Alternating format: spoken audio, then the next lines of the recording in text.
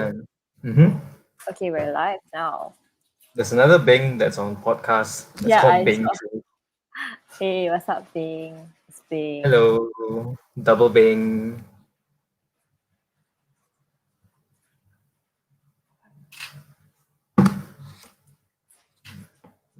Okay, connecting.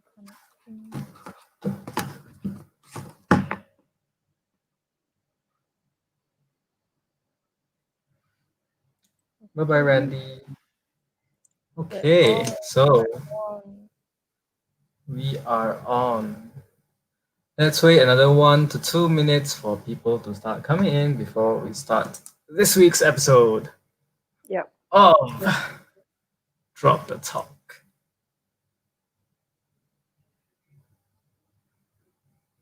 What if there's no one now? Should we just talk? Then we just start. Zero. Got zero. It's okay. Can I don't want to see. I'm not on YouTube, so I can't see. Oh, I can see the amount of live there is here. Oh, one. Okay, go. You're on. Okay, one. You're the important one, and let's start.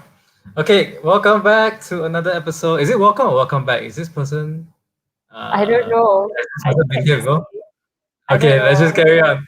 Welcome back or welcome to the first episode of Drop the Talk. This is the fourth time. Yes, the fourth time we are going live and talking about a podcast. Now, this week I'm back here again with Bing, and today we'll be talking about a family favorite topic. Why family favorite? Because it's the Asian Asian thing to do to talk about education, and we're gonna discuss about our journey through the whole education experience. Mm. Mm, mm, mm, mm. Yay, fun So, topic.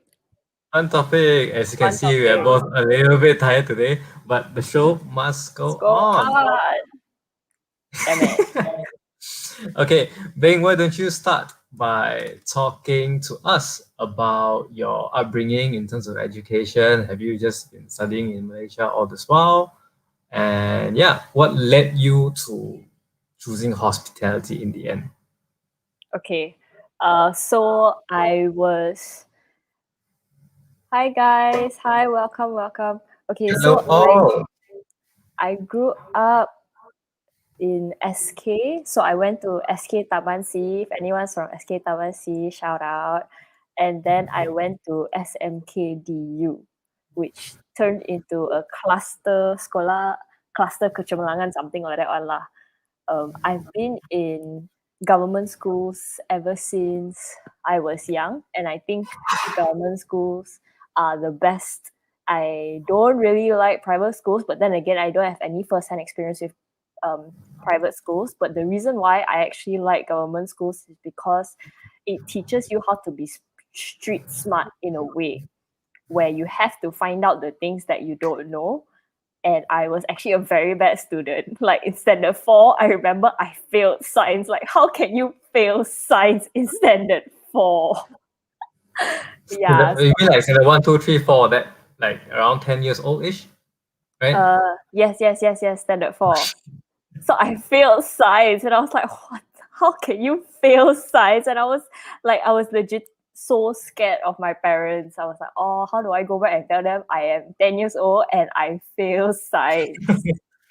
So yeah, I wasn't book smart in any way, and my family didn't believe in taking tuition.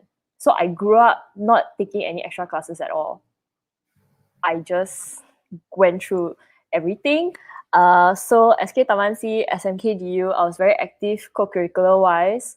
I was in Rumah Hijau from SK all the way to SMK for some reason. Oh, go Hijau. And we always champion one lah. I would like to think so lah. Okay, we always champion one. Either first or second one, always like damn good one. Yeah, very active in sports. So I went like running, long jump, relay, what else? Scouting, almost joined some sports, and then I was like in a YE Young Entrepreneur Club, all that kind of thing one lah. Very Damn, uh active girl. very active. In Form 3, my PMR, I got 6 A's, 1 B. I think that's like the best results ever in my entire life. SPM, I got like 5.5. And my dad actually said, oh, I actually expected you to do worse. Oh So wow. yeah, like I don't know how to receive that compliment. It's like, oh yeah, Backhanded okay. compliment. Yeah, exactly. So after that, I didn't know what I wanted to do with my studies. I Mhm. actually went to this person where sometimes they will look at your personality and then they will see like, oh, okay, you are this type of person. You Mhm. are suited to what type of career. And then from there, he said, hey, why not you try hospitality? But before that, I actually went for a few interviews and I got a scholarship to do A levels in Help University. But then, and I was so happy. I was like, oh, okay, got A levels. Oh, my parents would be so proud. But then my mom was like, no. Are you sure A levels is your kind of thing? Are you sure you want to sit down and study for 2 years? So my mom really understood me. And then I was like, but it's scholarship. Like you don't have to spend money or less money. Mhm. Then when I went to see this guy, he said, hey, you are very suited for hospitality. And at the point of time, I didn't know hospitality. And my mom was like, why not you go and give it a try? Because I was very, very interested in the course. Mhm. And you go, let's say you go one semester, you come back, you don't like, then you just continue doing other things. So that's how I Mhm. ended up in hospitality. Mm. Okay, so to give everyone a little bit of an introduction to what hospitality is, some of you might not know, some of you might be considering, but still might not know in depth what is it or what does it do, what do you do, etc. Hospitality is basically the service industry. A very vague blanket statement. It's a service industry. It basically encapsulates all hotels. It basically encapsulates travel, tourism as well. It encapsulates F&B and what else? Luxury retail, which is also one of the bigger things under hospitality. Luxury retail can be watches, can be fashion, can be stuff like that. Okay, so with that, for me, I studied all around the world, but in Malaysia. Let me elaborate. So What? from I didn't standard one, know. no, from all in Malaysia lah. So I 1 to standard 6, I studied government school. So Okay. the traditional Chinese education lah. And Okay. then after standard 6 to basically the high school years, Mm, what do you call it? Year 7 to year 11, yes, which is my IGCSE. So I did a British curriculum. okay. Yeah, I did a British curriculum at Tembi. Anyone from Tembi here? Shout out, shout out. Then after that, I went to study a course called CPU at Taylor's. So that Mm, was how I actually got to stay in KL for 1.5 years in Subang SS15. That was great. So I actually studied CPU, which is short for Canadian Pre-University Program. yeah. Yes. And that is like the complete opposite end of the spectrum compared to British curriculum or Chinese education.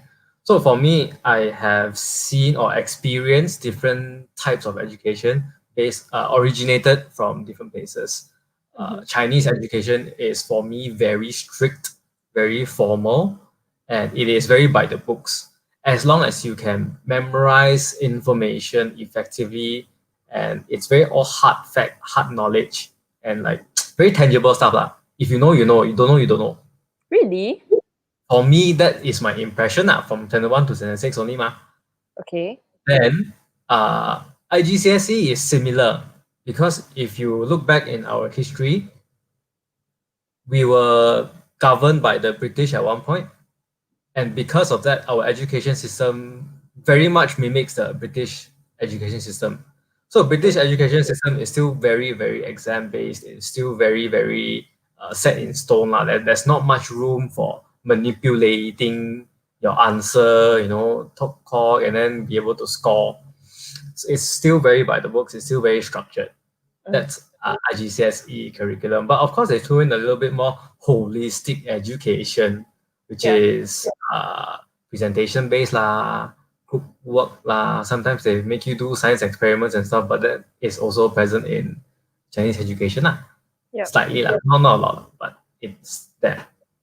Then came to the point where I switched over from British or Chinese education to Canadian. And Canadian is largely based and similar with the American style education. And that is just totally a different world.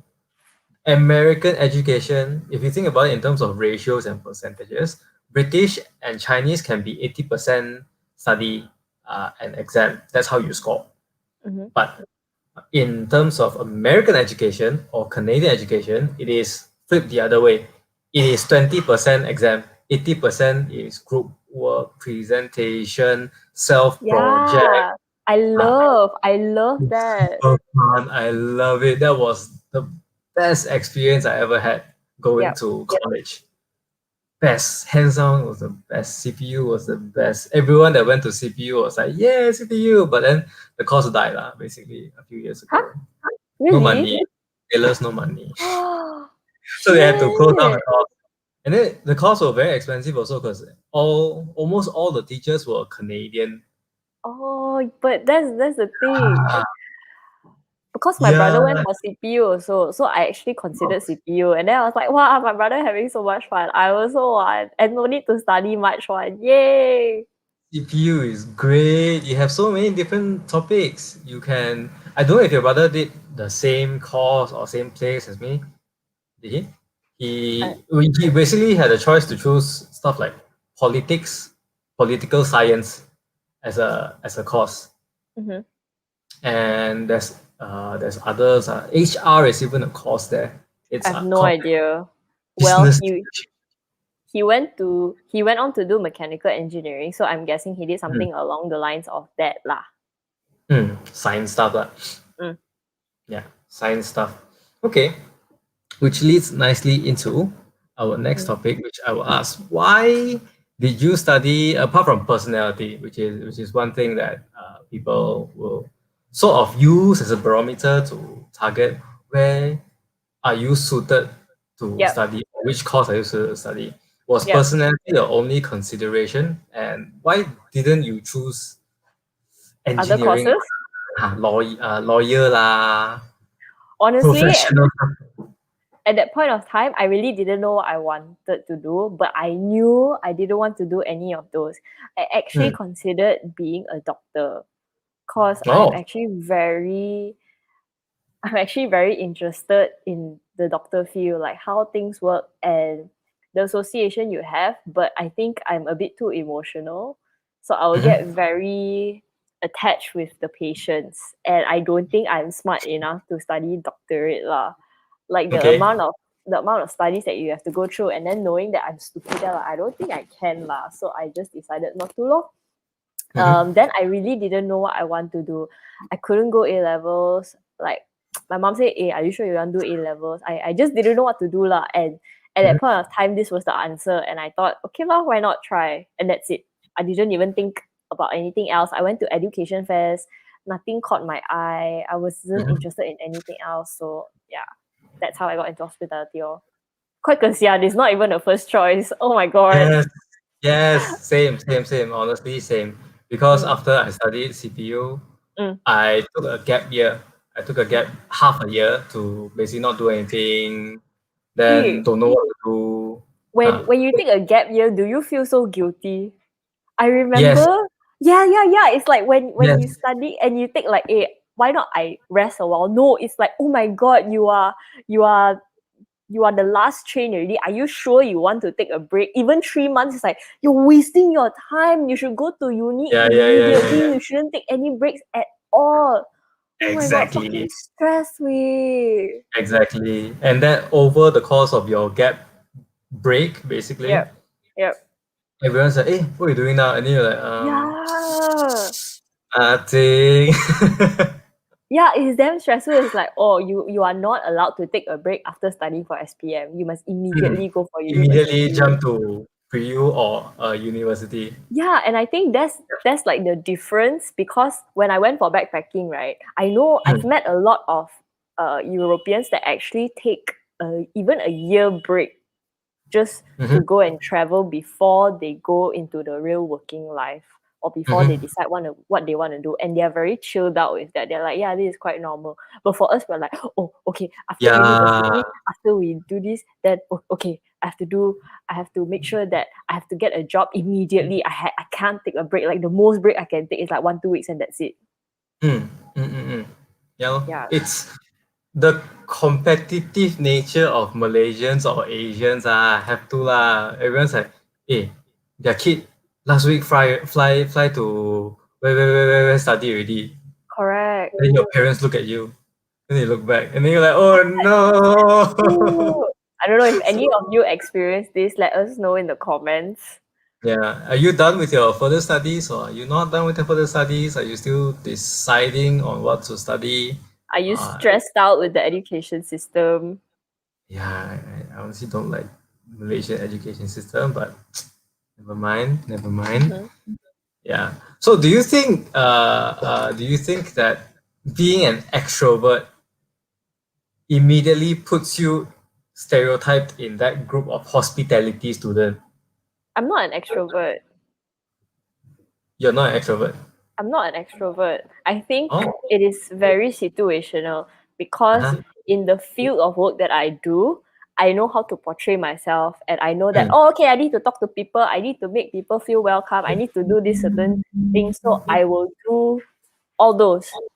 And because I do all those and I feel like I do it pretty well, a lot of people by default think, oh, you're an Yes. extrovert. Confirm. Yes. You can talk to people, you're very open, you are happy to go out. But I like being at home quite a lot. Right? Ah. So Oh, when that's interesting. we actually took a personality test. It's the Myers-Briggs MBTI. MBTI. And MBTI. when I got my results, everyone was so shocked because it was the total opposite of what everyone expected me to be. What's your personality? What's the 4 letters? So my personality is INFP. Oh. Yeah, and everyone expected me to be the complete opposite. Was like what ESTJ complete. INFP. Oh yeah, ESTJ. Yes, that's the Yes. opposite. Yeah. Yeah. But So then again, it's on a spectrum, right? And then recently, Mm. coincidentally, I've been listening to a lot of podcasts that recently they just talk about this personality thing. And Okay. to clarify extroversion and introversion, it is Okay. basically, it is not whether or not you like talking to people or Yeah. you like being alone. It's where That you get is, energy from, how you yeah. recharge. And also it is stimuli, the amount of stimuli that you can take from the environment and people. Okay. So Okay. if you like being stimulated a lot, if you like being stimulated, Sounds like you there. if you like being stimulated a lot, you are an extrovert, which means you can take much more stimulation and be comfortable with that much more stimulation. Okay. I think Introverts normally cannot take stimulation. it is how would I put this? I like to spend time with people that I choose to spend time with. Because for example, at work, you cannot choose everyone that you are spending time with. You have Yep. your best friend where after work you're like, oh my god, that was nonsense. That was such a bullshit meeting. And to me, that is the person that I am okay, even though I'm damn tired, I'm okay to hang out with that type of people, the people that I choose to. But it's the people that I am forced to deal with, which drains my energy a lot. Yeah, totally. Mm. Highlight this comment by Jonathan Kumar. Learning and studies don't end. It's a continuous thing in life. Correct. Absolutely correct. I agree 100%. It is just formal education that right now seems to be a necessity for everyone. And then all my friends right now is like, degree is not enough. Bachelor is not enough. But all of them are like masters in something. But then there are so many other companies who are saying that you don't even need a degree anymore. Correct. Yeah. So I really think it is depending on the individual because there are so many entrepreneurs out there, inspirational speakers that say, hey, I dropped out of college. I don't have a degree. Yeah, and that is basically telling the younger generation that it is okay not to get a degree. But for me, I am against that saying because it is because I went overseas that taught me to think the way I think now. It's not so much of the degree that I hold, but Hmm. to build that train of thought Same. into and bring it into the adult life. It's not so Same. much of, oh yeah, I went and I got this degree. Yeah, this Yeah, degree yeah, is yeah, yeah. amazing. Correct, correct, correct. At the end of the day, it's just a piece of paper. And for your parents, why your parents or our parents push us to finish the degree or get a certification or get formal education is because it's a safety net. Yeah, I think that's the main function of that piece of paper. yeah. End of the day, if you even if you don't study, like you start your own business and then over 10 years there's success, there's failure, and then you close down. Then it's like, huh, What do I do what, now? yeah, what do I have to rely on to find a job? Of course, you can bring your entrepreneurship and your experience to there, but if there's no formal education, people start to doubt you and your ability to fit into a certain role and a certain job within that organization. Yeah, yeah. Yeah, and totally 100% agree with you. Okay, you need to tell us where you studied and yeah, of course, hospitality, where you studied and your a little bit of your school and experience there, and then I'll move on to my sharing of this. Okay, so I studied in HTMI, Hotel and Tourism Management Institute. I literally studied opposite a mountain. Every day I wake up, there's a mountain opposite me. Then I'm Uh, in that opposite mountain. yeah, it's in it's a canton named Luzern, and my surroundings are. I was surrounded by a lot of different races, a lot of different nationalities, but I've never met or studied with someone from Switzerland before because Mhm. the university that I was in was so cheap. I only realized later it was so cheap. It was so like the lowest class ever for hospitality management lah. That no Swiss students would want to go there and study one if they ever wanted to study hospitality. But I actually loved it a lot because I was always around uh, a lot of different races and we learn Mm, how to respect each other. So one thing that I brought from there, and I think it's very important, especially in Malaysia, which I don't think we practice enough in Malaysia, is that when you are surrounded with different nationalities or different races, for example, I'm a Chinese and then there's an Indian, there's a Malay, all of us should speak the one language which everyone understands. I think this mm. is not practiced enough because I Correct. ever since I started working, right, I understand the sensitivity of this and I know how bad it feels like to be left out of the conversation and to be in a meeting where everyone is speaking, like let's say Chinese, and you don't understand Chinese. It feels damn shitty. Then why the hell you go and invite this person into a meeting if you're planning on speaking a language where everyone else Mm. understands except this person? And Yeah. I think that is very mean lah. It's borderline bullying. But I also Yes. understand that sometimes they don't even know it. These people that do Mm, it, they don't even know it. It's just that they don't know how to present themselves in, let's say, English or Malay properly. So to them, they feel more comfortable speaking in, let's say, Mandarin. mm, But it's just not nice to that person lah. And when we try or when I try to bring it up and be like, hey, can we speak this language so that he understand? It's mm, not very accepted in Malaysia just yet. mm. Like people Yeah. don't understand it quite yet until it's always the until they kena lah. But until they kena, then that's it lor. It doesn't go like we don't really self-reflect and think like, oh yeah, okay, next time I shouldn't do this. It's like, oh, okay, Yeah. yeah lah, this person is such an asshole. I went into the Yeah. meeting and then they don't. It's like, okay, and that's it. Like it ends there. It doesn't like, Yeah. oh, okay, next time I shouldn't do this to this person.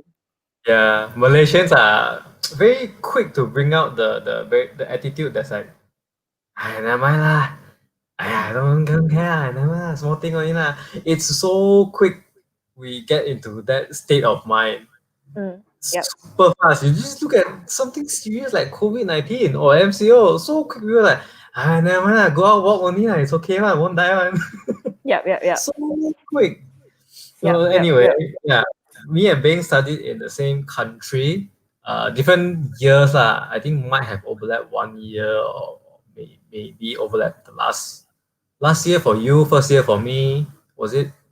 Don't know. Could I can't be, remember don't what year. know. I just know your Yeah. school is opposite my school. So we both studied in Switzerland. We both studied hospitality, and basically that's it. I studied in a school called Le Roche, and just by the name itself, it sounds a little bit more atas already. It was top 5 universities in the world for hospitality when I studied there. In the But world, but let wow. me tell you, really, it's not like it doesn't feel top 5 in anything. Wah, teruk siot. But the same experience with you, the same lessons as you shared lah, Mm. in a community where a hospitality community is like this. I can't say the same for any other education or like law or engineering or medical science. It is very very very mixed. Literally, it is 50% Caucasians or like Angmo or like Westerner or however you want to put it, and then Yep, 50% Asian. And then that 50% Asian is like, or 10% Korean, 10% yep, Thai, 5% Indonesian, 5% Malaysian, 3% yep. Singaporean, and then Vietnamese, and then you get the others Southeast Asian countries, you get the Japanese. It's everything is super duper mixed. And the same goes for the Western countries as well. Western countries for us is also Middle Yep. Eastern countries, the Arabians, and then the all the Middle Eastern countries and the European countries, as well as Americas and South Mhm. America, Brazil, etc. So it's like literally the whole world. You pick bits and pieces of people from everywhere in the world, like an Yeah. assorted nut salad, and then put it in a school. But I That is love that. dirty. I love it too. I love that because you really see the way other people think. We are so enclosed because we are in Malaysia, so we only know so much. But when we go overseas, when we meet people from different nationalities, from different countries, we see the way they talk. Even through their language, you can see the way they think already. It's so different. For example, Russians are they're fucking rude one, but they had no intention of being rude. It's just how Yeah. their language is like. Yes, yes, yes. You would think they are trying to argue with you and Yeah, but shit, they're I'm not. so scared. But they're Correct. not. They're just like this is just the way they talk. Yeah, and honkies are damn busybody. But it's just like that because they talk so much. Indians also like the Indians from India, because I have a few good friends.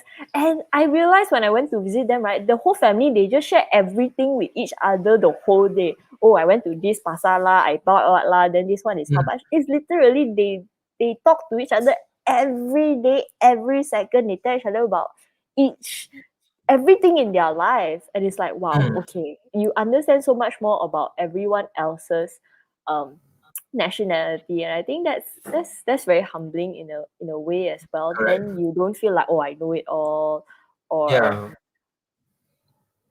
yeah.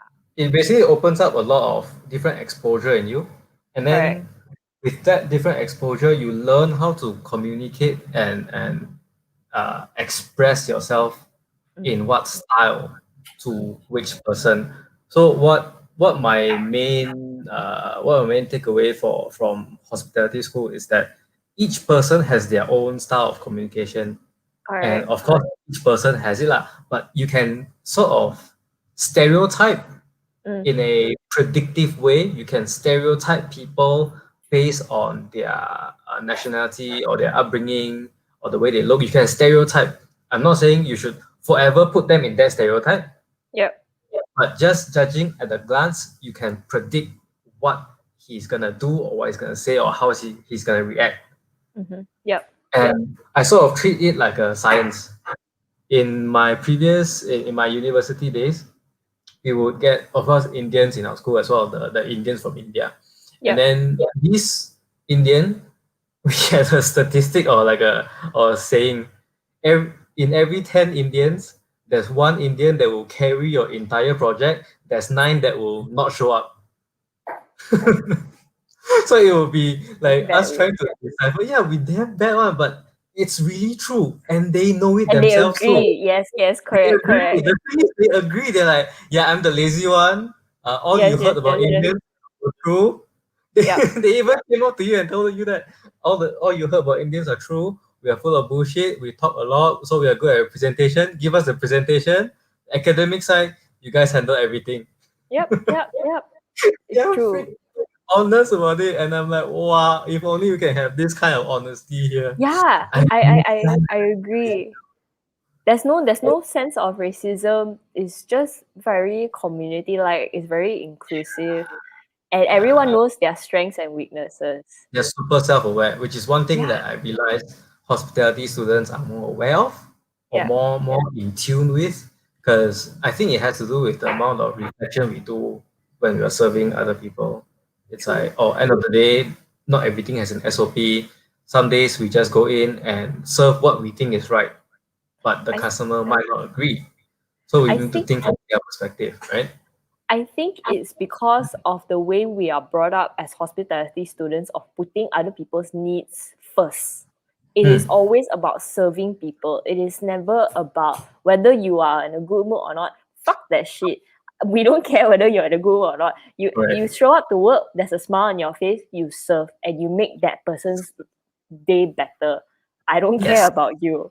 It's a sad Yeah. part of it's just hospitality. Last time one of my Hmm. lecturers used to say also, when you walk out that door, there's a smile on your face. Whatever you have, you just leave it behind. Yeah, And we had the that's how it same is. teaching as well. Once you're like in the kitchen or when you're in service, all your own mental baggage, leave it outside my restaurant.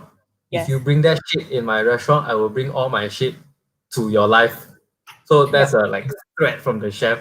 And all the service staff is also like this. All the service teachers like this. Don't Yeah. bring your personal shit into my Yeah. restaurant. But I, I, Yeah. I, I like that because it teaches us not to be selfish and always to Mm. think about other people first instead of ourselves. It's totally actually very disciplined, and I think the main takeaway hospitality is not the academic lah. We can both Mm. agree on that, right? It's not the academic.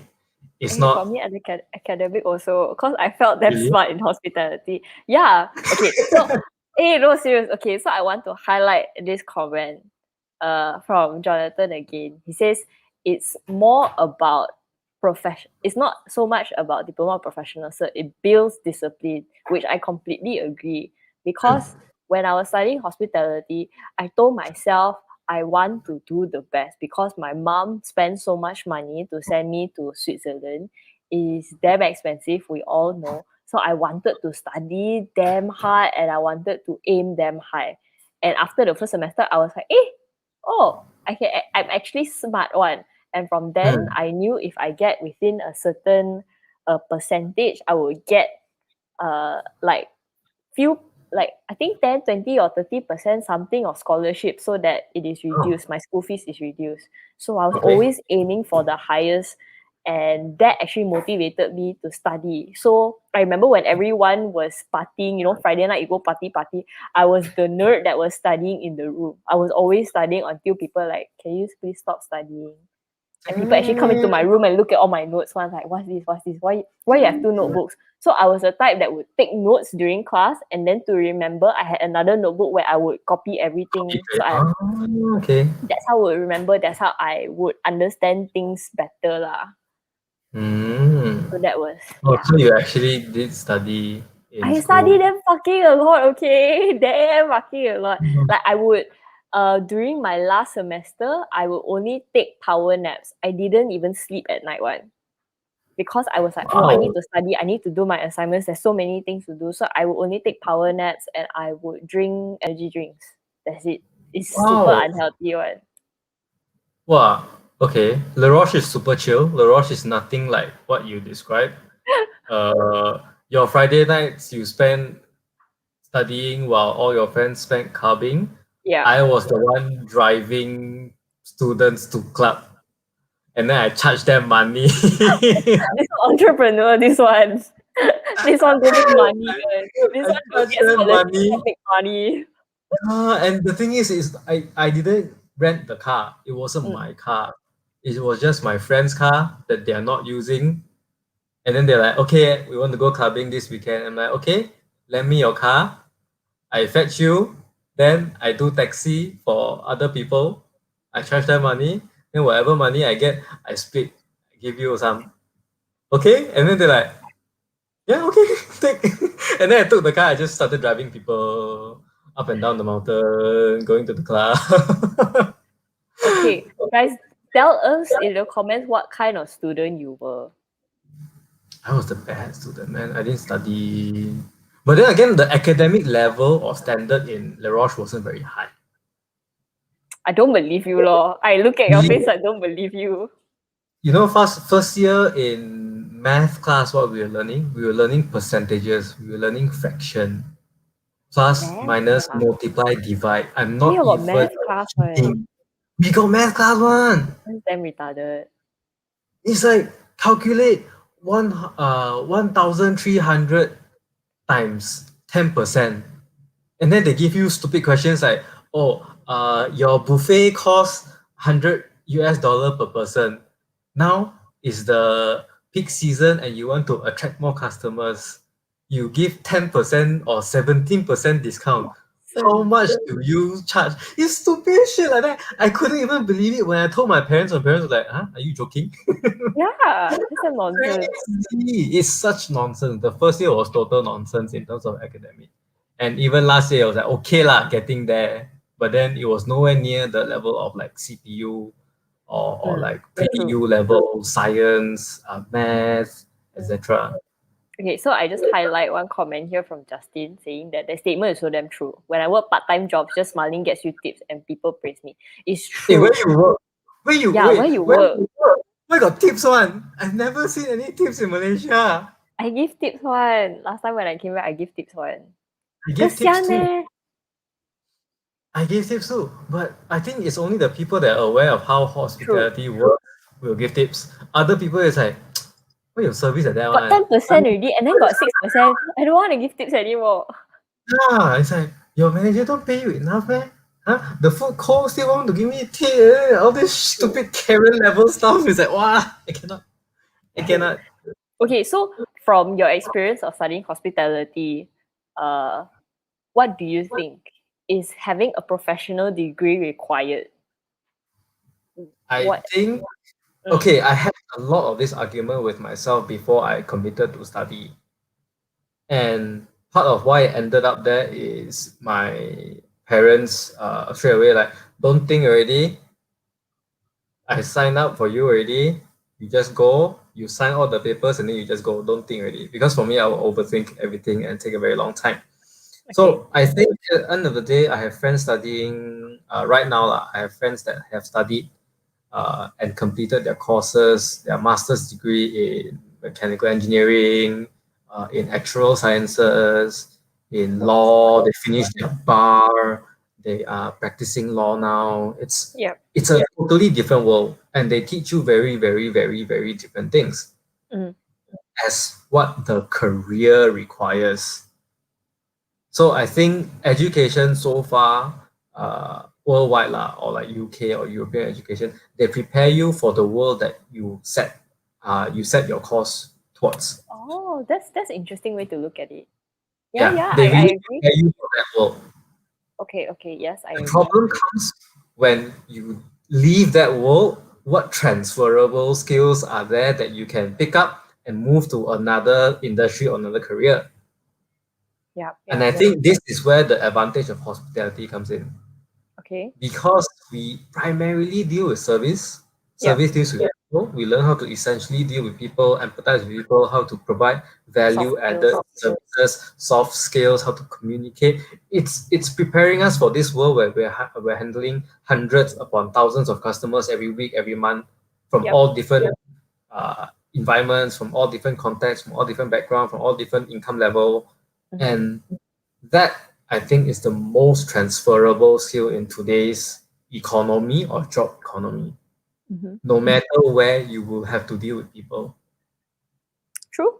True. Hmm. But yeah, I do agree with you saying whatever you study is preparing you for that industry, because sometimes I feel if I would have studied whatever I'm working in now, it would actually help me quite a lot.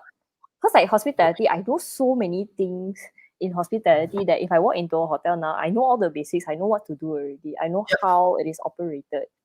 Yep. Yep. It's true. Totally. And it's very transferable lah. And that's the main thing I think, because at the end of the day, you're servicing Mm. people, and then that can be in many forms. I think Malaysia has not yet truly explore or upgrade their level of service to a very amazing level yet. Yeah, Look I at Thailand, completely agree. look at Taiwan, look at even Indonesia, and where else? Hong Kong and Singapore. Yep. These places have done such an amazing level at building up each of their service sectors and how they serve people. It's different level from Malaysians. Malaysians so far cannot do this type of very detailed stuff. Yes. And like you said, the attention to detail, the attention of, oh, someone is ready to order, to, oh, that person is feeling hot. How do you always stay one step ahead of your customers? That is something that I Mm. think Malaysia hasn't. Yeah, it's Hasn't just lah. not there yet. It's not there Yeah, yet. it's totally not there, and it's not only in service industry. In automotive industry, it is just And I it's think so shit. we're not ready to receive as well. You're not ready. The people are not ready to receive. They don't see the importance of this kind of thing. They don't see the need to be good at service, Yep. or like the level of anticipation, True. anticipate guest needs, of the Yeah, yeah, attention to yeah, yeah, detail. yeah. It's not Yep. there yet. People don't see any benefit to it. They just see, yeah, I treat people like that. They also like that only though. They might not 100% buy from me also. Why I need Yep. to put so much effort? Yeah, that's the typical mindset of sales staff. And I think that's why most service or like sales that don't Mm, do well, that's the main reason. And mm, salespeople that do well and make a living for themselves in the industry, that's the reason as well. true. They Mhm. buy the person. They don't really buy the product. Yeah. Okay, so let's take some comments. Let's take some Okay, comments. so Ryan said, I was the balanced one. Belajar then belajar. Party then party. Lepas kelas, sure lepak till pagi. Wah, you very Wow, good rhymer you.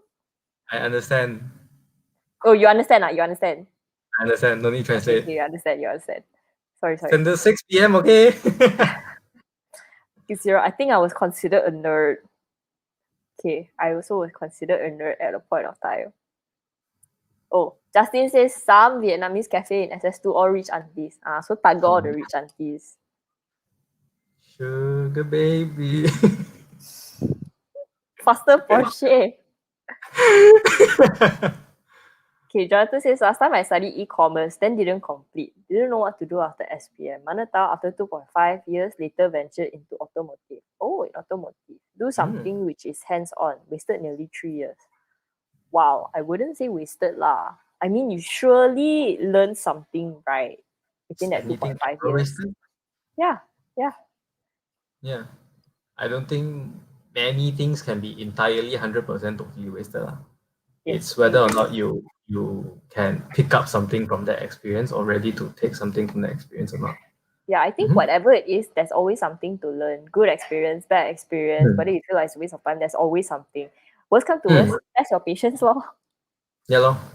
Oh, there was one thing that happened to me. Okay, before I decided on hospitality, I wanted to Mm. do uh, journalism. I wanted to do what Ooh, leadership psychology, or something like that. that And sounds then interesting.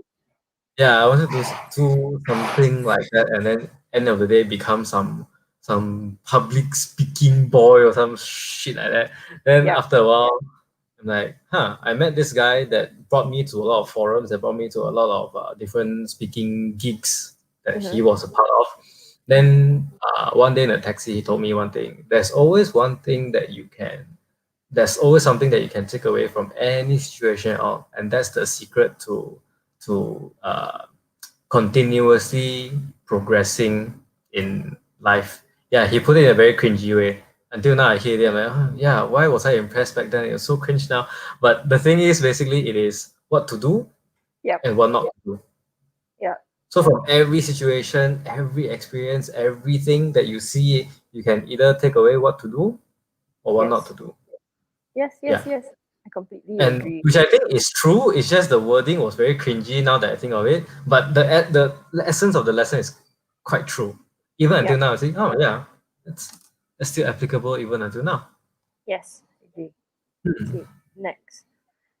Being try to study as pharmacy is good for people asking you which medicine is good for recovery. Wow, if I could study to be a stall, hey, go to pharmacy. Yeah, I'll be a stall. Sorry, Would sorry, you grammar joke. would you have studied medicine if given a chance? Right now, if you had a chance to study medicine, would you? It's a lot of money. I don't know True. if that's Yeah. the thing. I mean, if I would self fund and I know that I can earn the money and do it, Mm, yeah, I think I would. I think being a doctor has a lot of benefits. Number one is mm, my family doesn't have to spend money on going to see a doctor, mhm, so I can actually help a lot in that sense, and I can actually give a lot of value to a lot of the old people who don't have money to see doctor one. mhm. But obtaining that skill is very very expensive, and I don't know if Yeah. I have the heart to like, hey mom, I want to study medicine, can you fork out 1 million bucks? Thanks, and by the way, I will Yeah. fail along the way, confirm. I don't think I Yeah. can, and I'm not It's smart enough to get a scholarship, so yeah. yeah, it's like a one-time sponsored education thing Correct. for each child. And then if you use that opportunity, if you want to go back, it's very hard. You need to fork out money Yeah, yourself. Yeah. correct, correct. Speaking of money, I know we both earned a little bit of money Oh, lah. Not to say like huge sums of money, but I know we yep. both earned a little bit of money in Switzerland while we were studying there. Mm-hmm. What was your part-time job? Okay, so for I don't know how La Roche does it, or La Roche, how y'all do it. But for me, so Less I'm answering. Well, okay, whatever. So okay, to answer Zero's question, I was studying in HDMI, not Hmm. IMI. HDMI people really don't know one lah. I was studying HDMI, so it was 6 months theory and 6 months practical. Hmm. So I would study for 6 months, and then 6 months would be my internship. So during my internship, I would work lor. So I Hmm. worked in a Chinese restaurant before. The tips are like Hmm. damn good. The tips can cover my rental and can cover my daily expenses one. So my Hmm. salary that I take away, everything I save. Everything I save. This was I in Switzerland. Yes. So I Oh. did 4 internships. So the first one, Chinese restaurant. The second one I did in Hotel Arts Barcelona. That one I didn't earn anything. Wow. That one it Hotel is arts. Okay. literally I think I only got like 250 euros a month, and my rent was 245 euros. So I only had 5 euros. So from the tips or whatever, not I just survived lor from the savings that Hmm. I had from the first internship. My third internship, I did night audit in Fribourg, which was the French part of Switzerland. So Hmm. I had to learn a bit of French. Yeah, that one was very very scary actually, because at night I was the only hotel staff in the entire hotel. There's no Yeah. security guard, there's nothing. Night And audit is like the job that not many people can do and want to do. yeah, so the reason I decided to do it is because I was trying to overcome my fear of what happened in Hotel Arts Barcelona. So while I was in Barcelona, I actually got robbed by 3 guys. So I wanted to overcome the fear of facing people, because after I got robbed, right, every time I went out, I would literally shiver. Like I would shiver, I would shake wherever I would go, I would run to the place. It is quite bad. The Mhm. Yeah, cause the 3 guys actually attacked me in a way that they held me down, they punched me just to take my bag. Yeah, it was quite bad. So I was very paralyzed after that. I didn't dare to go out. Whenever someone come near me, I siam. It's really bad one. So yeah, Wow. in order I wanted to overcome that fear of people. That's why I took the night audit job. I was like, you know what, I need to face my fears. So why not stay in a hotel alone at night and have weird people come and approach me at night? Yeah, I think that's the best way. Just go. Yes. Yeah. There's no subtlety in that kind of fear facing. It's just like, yeah, peace first. Yes, Yeah. just fuck it, just go. Um, Wow. yeah. Then my next internship was I wanted to earn the most amount of cash I could earn because I knew it was going to be my last internship. So I went back to a Chinese restaurant, like in the Hmm. middle of Zurich, where I can get like them a lot of tips, earn them a lot, so that I could bring everything that I earned and save back to Malaysia. Hmm. Let me give people some context of Chinese food in Switzerland. Mm, Imagine we eat 竹叉 or eat 煮炒 here in local Malaysia. mm. 4 people would cost you what, 100 ringgit? Would that be a fair estimate? 100 Okay. ringgit is like you still you're eating like seafood already, 100 ringgit. And Yep. and meat and soup and stuff. It's like 4 5 dishes easily. In Switzerland, one dish would cost you how much, Bing? For what? One dish of what first? One dish of anything, like just meat and veggie, or like black bean beef, How much? Like 20 something Swiss 20 francs. something. Yes, Right. it's in Hey, 20 something you francs. you don't convert You must Yeah, you must compare dollar to dollar true. But yeah, your Chinese food in Switzerland is like 20 30, Mm, still 20 30 in terms of units, but it's in francs. Whereas yes. Malaysia, the same thing will be like maximum 20 ringgit if you're going to like a proper Chinese restaurant. Wow, when we started converting, it was crazy. Yeah, But but you then we cannot also convert lah. cannot convert one. Then me and my friends were like, it's fucking expensive here, it's fucking expensive here, it's fucking expensive here. Oh, let's sell food. So that was my side hustle or side income in Switzerland. Mhm. After we had the internship as well, and Yep. then my friends went to intern at Japan. Yep. Both of my good friends intern at Japan. Then one of my good friends now is opening or running a cafe in JB. Mhm. Or is it Johor or Johor Bahru? I don't know which part. Cannot geography. That place is called Pitaya Project. So just shout out for Pitaya Project. Ming Ming is my very good friend in uni lah, and then we started a business together back in uni. Then we will do the food delivery, Okay. and then we will cook like katsu curry or like tonkotsu curry, or what else do we cook? Yeah, we were famous for the tonkotsu tonkatsu, Tonkatsu. tonkatsu curry rice. We Okay. were famous for that, and fried chicken and karage fried chicken. Okay. So we will sell each portion of bento like that for like 30 francs, I guess. Yeah, 30 francs. Wait, so you really what? Really Yeah, and it was just a house run business. We just bought the bento boxes, the takeaway boxes. We went to buy pork, we went to buy chicken, eggs, and then rice, whatever we need to cook, bring it back, and then everyone just split the bill 3 ways. And then, okay, this is what we're doing for food delivery. I'm not cooking, both of you cook. I do the delivery, I do the accounting, and I do the marketing and the photography. How do you do the delivery? What?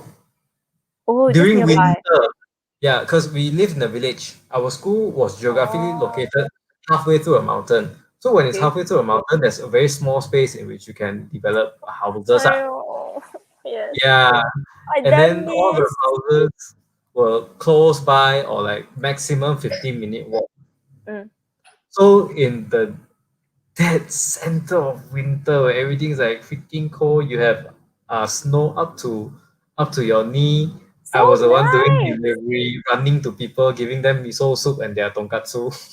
Damn. Wow, that's smart, Not bad, Yeah, What was your because I cost? was our cost 30%, no? The simple no 30% margin, sorry. 30% is the Ah, average F&B okay. calculation. Okay. Yeah. So food cost will be like around 60 70%. Then the cost of selling will be, 30% or 40% to that. Not bad. Very Yeah, good. we earn quite some money too. Very good. Wow, We did it for half a year. We earned 2K Swiss francs per person. what? Damn smart, Yeah, 2K Swiss francs. And That's the not bad. money we used to just cash flow, and then when we were like, last year already lah, I don't want sell food anymore, fuck that. Then we just stopped, and we Yep. took the money to go road trip. So I have no savings from that. It's just like road trip and then pay for groceries there. That's it. By what I save so hard, I make sure I don't spend. I go Migros, I buy all the budget stuff. I go cook, I buy all the budget stuff, and then after a certain time, then it'll be 50% off for all the bakery stuff. I go buy the 50% off stuff so that I can earn money. Man, Migros, cool. And there's always sales going on for the chicken. Always good. My God. All Yeah. right. Very, we're Cool, cool. very different students lah. We're very different students. Yeah, yeah, yeah, yeah. I was the one doing taxi, selling food. Yeah, I was Hmm. another one lah. Okay, so let's cap this topic off. What is the main takeaway or like the main transferable thing that you got from your education that you still use today that you see helps your career? What is the main thing that hospitality has taught you or has imbued to you that helps you in your career today? Wow, helps me in my career. The first one is thought process. I think it helped Hmm? me a lot with my thought process, and there's actually a lot because I remember staying in one class. We had this lecturer which I looked up to, and he was a firm believer of Simon Sinek, and I absolutely love. Mm, For those of you who don't know who Simon Sinek is, he's like this inspirational coach. And up to this day, I will listen to him talk. Cause shout out to Simon Sinek. yeah, I love him. And He's even the proper kind of inspirational coach, not yes, yes, the not the stupid don't bootleg say one that it. we get in Malaysia. Yeah. So I think I resonate a lot with the things that he say, where he say like you have to find your why, not your what. Everyone knows your what. What do you do? Yeah, yeah, Yeah, yeah. like let's say what do I do? Oh yeah, I make videos, I do this. People know the what, but what about your why? Why do you do it? What's the purpose of you doing it? And you have to understand that your job does not define you. Let's say one day you are fired from your job, then who are you? You need to make sure you still have that with you. Hmm. So yes, I feel like my lectures were very insightful and made me want to be better and always push me to be better. I remember Hmm. because I did a double degree, so I had to do a research paper as well. I had a very good mentor, and this lecturer, the same guy who got me interested in Simon Sinek, he would come to me and he'd be like, "Your this paragraph is not strong enough. You have to do better." It's like, okay, I will do better. I had a study buddy who was very good. It says, this is not your best. Write it again. And they will actually push me to be better and better and better, which is what I really appreciate. Hmm. Um, I think main takeaway is how supportive the community is and always to put other people first law. Hmm. I think that is Hmm. something until now I would appreciate, but I'm also learning how to use this carefully, because Hmm. not to always put the wrong people first, Yeah. Yeah. to Yeah. to give kindness. But yeah, so I was just talking about this with one of my followers on Instagram, is to Hmm. not be a nice person but to be a good person. Oh, Yeah. nuanced stuff. Please explain. It is, you can be nice to everyone, and I'm pretty sure, I don't know whether you experience it or not, but because you're always so nice, people tend to take advantage of you. So you need to know when to say stop and like, fuck this shit, I don't want. Like, you have to stop allowing people to take advantage of you because you are nice. Hmm. But Hmm. Hmm. no matter what, you always have to be a good person. So let's say this person takes advantage of you, right? Okay lah, you be the good person. You don't seek revenge. You don't do anything. You just walk away and be like, you know what? Yeah, that's okay. I'm okay. You Yeah, do I it. get that a lot. get it a lot because I'm the nicest person that has ever existed. So everyone tends to take advantage of little poor Nonsense. me and abuse me and Nonsense. and leverage me. I don't. Yeah, I'm not a nice guy. If you are my close friend, you will know I'm not nice to you. But in general, I'm nice to the public. As in, I don't try to actively make other people's day worse. You So don't try to what? Sorry. I don't try to actively make other people's days worse. I don't Okay. go out like, yeah, I Are you wanna. sure? Whenever I'm in Penang, you make my life a living hell when you're like, big is here. That's my version That's of our hospitality. friendship lah, right? That's why if you're close to me, I'm not nice to you one. Only when you're like a little bit acquainted with me, True, then true, then true, I'm true, very true. nice to you. You That's come to true, my cafe, I actually. give you coffee. A close True, friend is like, hey, true. pay double. Yes, hospitality students, we are nicest to the people that we don't know. People We are who know and understand us, they like, will. yeah, yeah, yeah, yeah, yeah. Yes, yes, yes. Those are friends, Uh, lah. Yes, correct. yep, that's fair. Hmm. Yep, yep, For yep. me, I think the main takeaway is that surprisingly, because I transitioned from hospitality to automotive, Mm. surprisingly, it transitioned very well.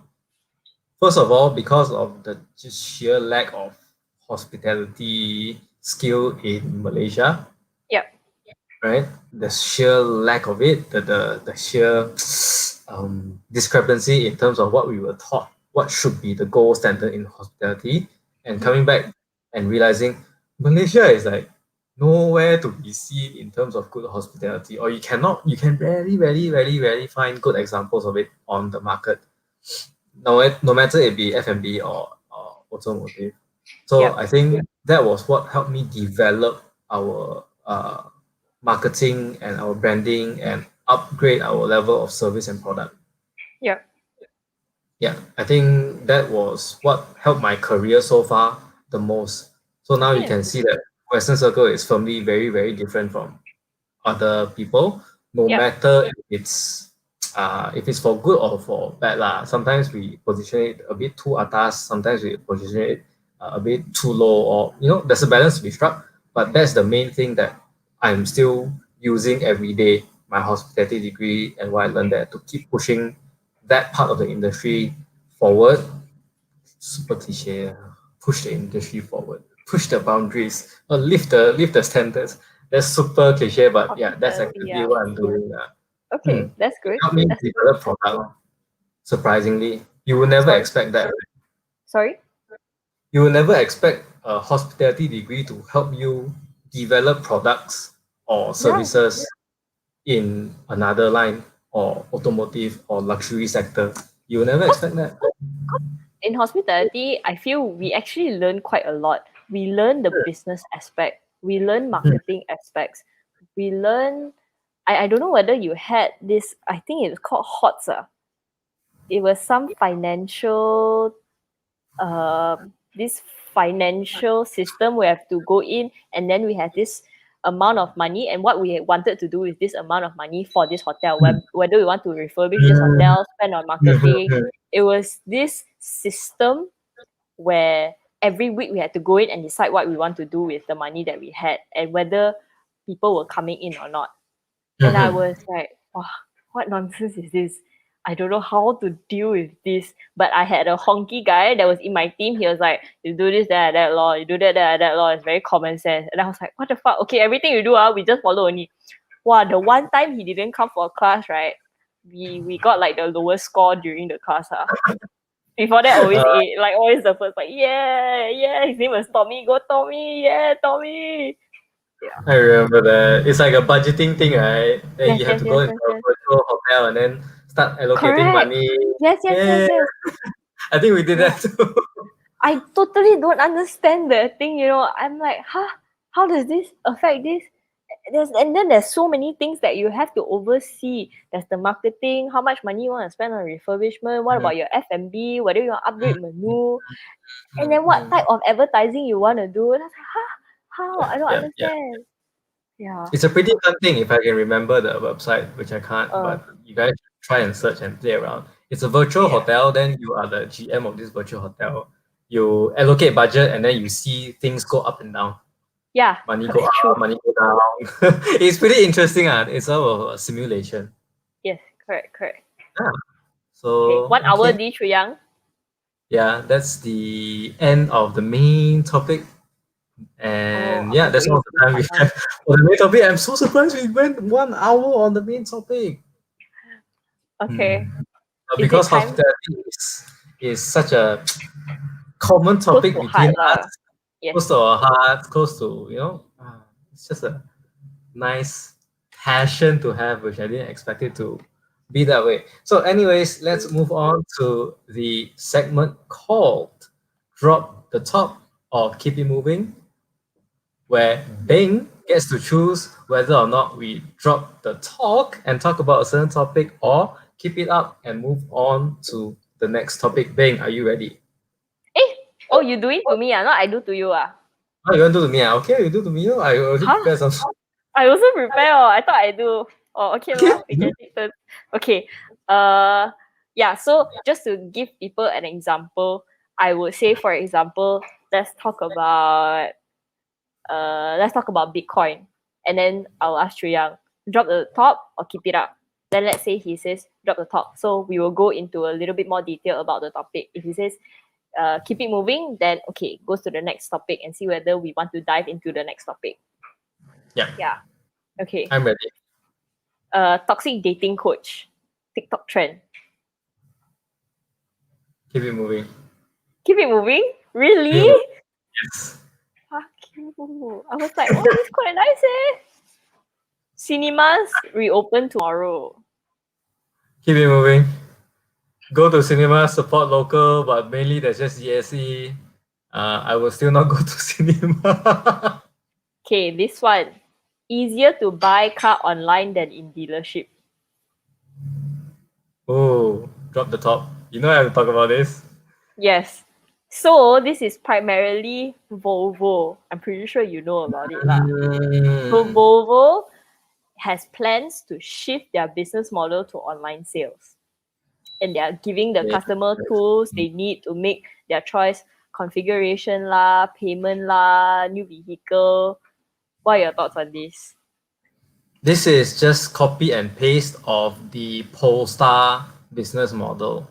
The Polestar business model has been running in MEDCs around the world already. They are located normally in the CBD section, and it's just a very small flagship store that has only one guy there to deliver the car for you. So I would expect that by having Volvo roll out cars like this in electric and online format, then it would just be stock standard in terms of your customization. It's just a very limited amount of customization. You customize it, you do the payment, then you do all the vehicle registering, administrative stuff, logistics stuff, go to the shop, take the car and go. I think it is great for the principal, not great for dealerships. Okay. Great for principal. Why? Because cost. Yeah, Everything online, digitalized. I don't need one person. no real estate. Yeah, exactly. Imagine the showroom that we have now is like, wow, just renovated. Yay, very happy, very big. Yay, looks so good. Set the tone, set the vibe. Then suddenly it's like, bam. Oh, everything online. And what do I do with this? Yeah. But I think there comes a point where there can only be a set amount of people that buy online, a set amount of people who want to go to the store. I don't think it's binary. True. In the end, it's like e-commerce. Yes, e-commerce is taking off, but at the same time, like even for me, I cannot buy shoes online. I just cannot buy shoes. I have to go, I have to try, I have to feel. And I think it's the same with cars. Sometimes you just need to go and feel. You can say, oh, this is Alcantara leather, this is, but sometimes you just have to see how the finishing is like, sit inside, see how you feel. Correct. And then Oh buying from no, there, you know the service people as well, how they treat I feel you. like we are next generation. We're like older generation already. The newer generation is like, "Aiya, e-com, everything online lah. What ghost store? Oh, we next generation already." Oh man, totally. And then the same another example is just burgers. My burger Okay. lab from KL, Ren Yeah. Yi is the CEO. Mhm. Then I think 1 month ago or 1 month and a half ago, he was hosting a clubhouse session talking about MCO, talking about F&B, how F&B businesses in Malaysia can adapt, can adopt, etc. Mhm. Then he brought a very interesting point, which is he was very, very, very resistant to being on GrabFood, extremely resistant. He didn't want. Why? Because he wanted the personalized touch that he and his customers could have when people come in store. Then MCO came about, and a little bit before MCO, they were on GrabFood also. And they Okay. found out that the same people that went to dine in store and the people that bought their burgers online through GrabFood is totally different segment of people. Mm. So you're not taking away from your retail or your storefront, you are expanding to reach a different target market. True. Very true. Yeah, I think that's one nuance that people think, yeah, if I go online, then all my customers will shift online. No, no, no, it doesn't work that way. It True. doesn't work that way. It's like your financial portfolio. You're just Yeah, you're just yeah. diversifying your You're portfolio. diversifying and you're allowing other people to step into your cycle of business in the True. way they want, and you're not forcing them to, you must come to my store to buy. Correct, correct. I guess it's like different social media platforms as well. Some Correct. people love Facebook, some people love Instagram, some people love TikTok, some people love Twitter. It's just Mm. if you're on all of it and you're active, then great. You capture different types of market. Yeah. Correct. Yeah. And retail, I think, will never die. I think there's always a space for retail. There's always a niche for retail. As long as retail can innovate and up their game, there will Yep. always be a space for physical experiences. Yes. Agree. Agree. Mhm. Okay. Next. Thai mom abuses 3-year-old on video call to make husband feel guilty. Yo, drop the top. We gotta talk about this. What is going Serious ah? on? Okay. So there's this woman. The woman's husband actually went to work in Bangkok, and she actually used the child to inflict fear and guilt towards the husband. She would strangle the child, stomp the child, stomp on the neck of the child, and force her to kneel down before the end of the call to show the husband so that the husband feels guilty. Yeah. And Yo, it that's actually awesome. yeah, it actually went viral that the man's family saw the video and went to make a police report. Police went to the house, took the child away, and yeah, And there's no divorce going the on? I don't know what's the latest news. But the mother suddenly said, "Oh, okay." She apologized. She feels sorry. She went to the man's family, apologized. But obviously, the family's like, "No, you're not getting her back, and I Whoa. want to press legal charges." Of course. What Yes. the heck is going on? Holding your own child hostage Yep. to get attention. Yep. Oh, that's another level of Yeah, attention seeking. man. It- some people, I really believe it, some people just shouldn't be parents. One. Hmm. Correct. I I really feel agree. if you cannot be a parent, you shouldn't be a parent, and there's no shame in that. Yep. Fight social norms. Do Yeah. what you're good at. Don't do what you're not good at. Just because people tell you to have a kid. No. Nah. Nah. Correct. Nah. Correct. Yep. Right. Yep. Yep. Okay. Yeah. We're done with this. I don't want any more abuse stories. It's a bit Okay. scary. Next, Hmm. Flash Speed man gets PS5 installed to wear. So he was asked to wear a telco uniform. Hmm. Do you want to drop the top or keep it up? Moving. Keep it moving. Moving. My next one is Perodua Ativa. Keep it moving. I'm so bored of this. Everyone is telling me to look at the Ativa. It just looks like a big ivy. Yeah, actually, guys, what do y'all think about the Perodua Ativa? Yeah, the first time I saw, I also was like, that's a Myvi, right? And then it's like, it's just The like, ivy, they pull longer, pull taller, bigger yeah. wheels. Yeah, that's it.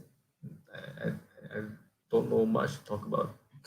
This- So that's all mine. Do you want to go? That's all my topics. You already declined like Still 4 of them, time. man. My bad. Okay, we'll do a few more and then that's it Yeah, then lah. we I end it. think And then we take we went. questions Yeah. If you guys have your questions, send it in now. We'll try or to anything you want to say. interject it in between all the games that we're having. Okay, so number one, woke fishing is now officially a thing. Drop the top What? of What fishing? woke fishing. What the fuck is woke fishing? Do you want to talk about it though? Talk. Drop the talk. Okay, okay. So woke fishing is a new term coined by the internet, and it is basically, you know what catfishing is, right? Yeah. Catfishing is basically when you post as someone else, then you just catfish the person to get Yes. them to date you. Yes. Woke fishing is pretending you are politically correct, you are anti-racist, you are progressive, you are anti, what do you call it? Anti fem. You are feminist basically. Yeah, you're anti the thing against. Yes. So Uh, you're very politically correct one lah. Everything you're like a saint. yeah, you're like a pure saint that can do no wrong to the current world of everything Okay. to try and get dates on Tinder, basically. It's a thing. Yes, it's a thing now. So in my bio, I can write like, oh, progressive in nature. I love all genders equally. Hashtag LGBTQ plus, etc., etc., etc., etc. Wow. And just to get people to date you, and then eventually they'll find out, hey, shit, this guy's an asshole. Okay. Yeah, that's how. Yeah, that's how desperate we are getting now. What I nonsense. guess it's not much different, right? In on your first dates, are people actually very, very, very honest about But we're themselves? not fake lah, right? Yeah, it's harder to We fake what about online. but we are more like, oh, not nice, don't say. Not Mm, not pretend to be someone we're not. yes, Right? this is just pure, unadulterated. I am super anti-racist. I am, I think progressive. yeah, I think this is like, okay, this is what you have to do to get a date. You have to check all these boxes, so you have to pretend to be this type of person in order to get a date. Yes. You know what this is? This is marketing under packaging. You know all those nice, nice packaging? You buy it, Yes. you go home, and then you You open open up, like it's what the like, hey, fuck. bro, it's full of shit. True. True. Okay, let's keep it moving. Mm. Uh, Chinese mom pays over 150K US dollars Mm-hmm. for lucky number seven amount of kids. Lucky number 7 amount of kids. Yeah, it's just a Chinese superstition that seven is good luck for them. I've never heard this. I always thought eight was good luck. Keep it moving. Keep it moving. Young Vietnamese spends over 70K on plastic surgery just because he got laughed at an interview. Drop talk or keep Keep it it moving lah. I don't care. moving. Uh, Malaysian customers complain about food and end up having a fight with the manager. Drop the talk, Oh. Drop the keep it. top. Okay, so this was a case that happened in I think SS 15 recently. So it was a mama. It was a mama. Mm-hmm. Then customer complained, food not good. There was an argument between the customer and the manager, and they ended up fighting and just like bull fight in the mama, and everything spilled everywhere. Mm-hmm. Yep. So that's the story. Huh? That's it. Yeah. Yeah. That's it. Then they ended up fighting, and then people had to take them apart. Then yeah.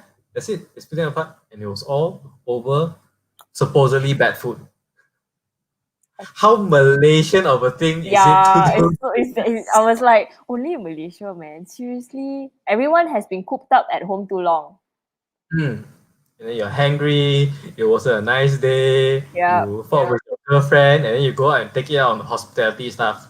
This is yeah, what shit everyone does to hospitality and service stuff. it's true. Treat your service better, your girlfriend will like it, your boyfriend will like it. Yeah. Right, keep it moving. IKEA merchandise dropping soon. Keep it moving, I Keep guess. moving. Keep Keep it moving. moving. I Okay, thought it's last out but already. not I've seen IKEA socks around. Isn't that merchandise? least, Yeah. there's more coming out. There's like Oh, okay. bags, shirts, Nice. and pants, and etc. All right, I Okay. think that's all for my side for today. Do we have any more Okay. questions that you want to take from the We'll highlight audience? highlight some comments. Highlight some comments. Yeah, it's becoming a car versus comparison. Okay, I just gonna go back. Online buying for shoes is a pain in the butt. I completely agree. Totally agree. I completely Yeah. agree. It's damn difficult for me. I don't get how people can cop shoes online. You know how to cop shoes online? They go online and then they beat, beat, beat, beat, beat and then or like get raffle ticket and stuff and then buy all the limited edition shoes. They can't even wear it most of the time. Okay. Yeah. ZJ said also paying for the purchase experience in some way or another. I'm guessing he's talking about the Volvo dealership one that we Yeah. Yep. agree. So online Part of it. purchases kind of takes away that.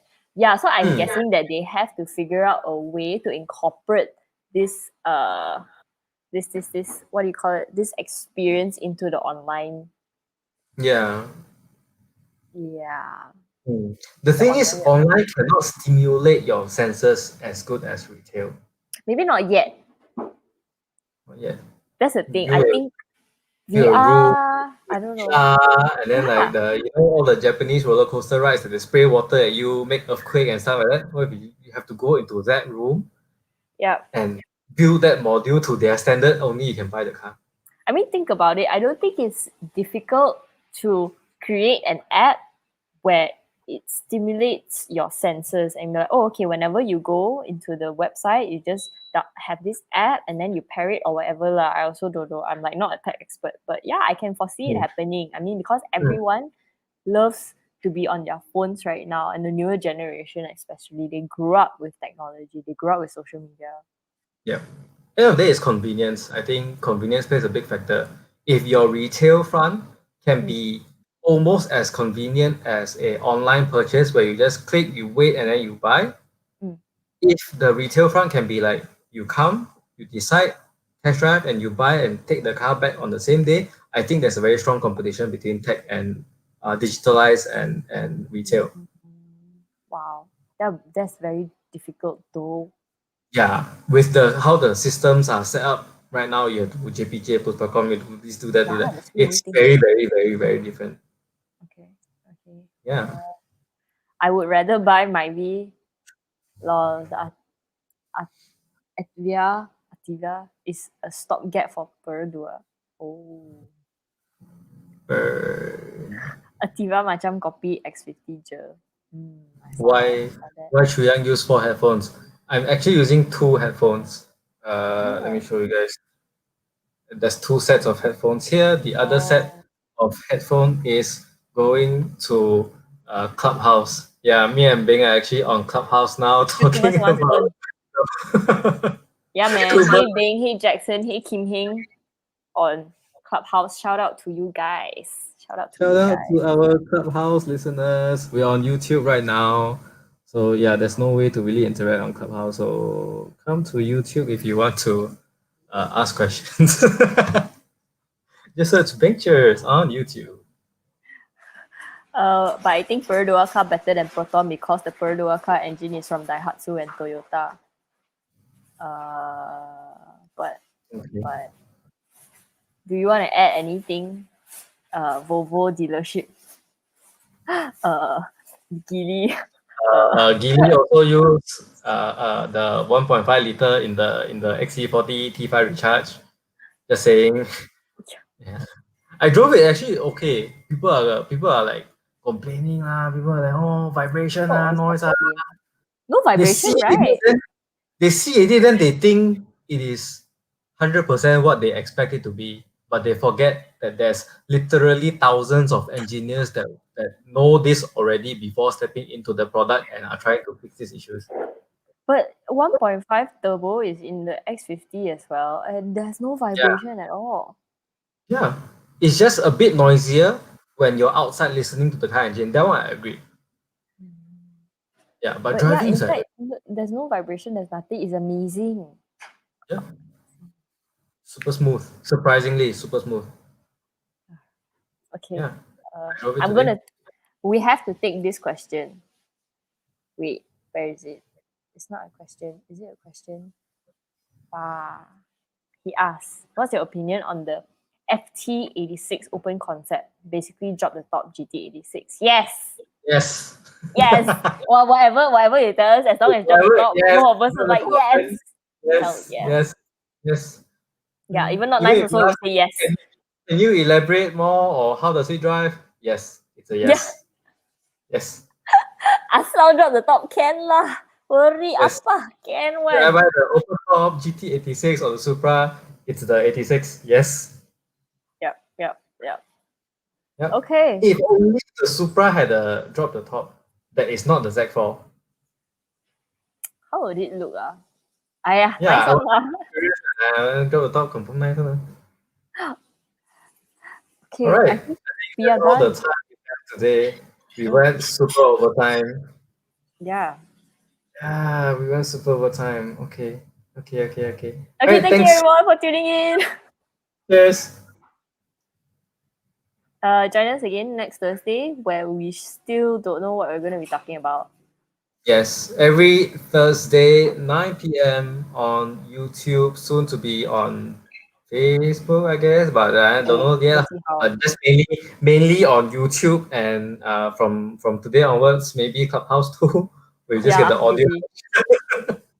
You just get the audio version of the podcast going on. If you got anything you want us to talk about, please do remember to send it to our at venture at Ang If you got any feedback, topics, suggestions, talk, everything, send it our way, and we'll be sure to Thanks for keep. tuning in. Thanks for tuning in, everyone. Yeah, thanks for Okay. chit chatting. Come and chit chat with us more. Honestly, this is like a chit chat session only. Mhm. Yeah. Thanks, guys. Okay. Okay, see you. Good Thanks. night. Bye bye. Take care.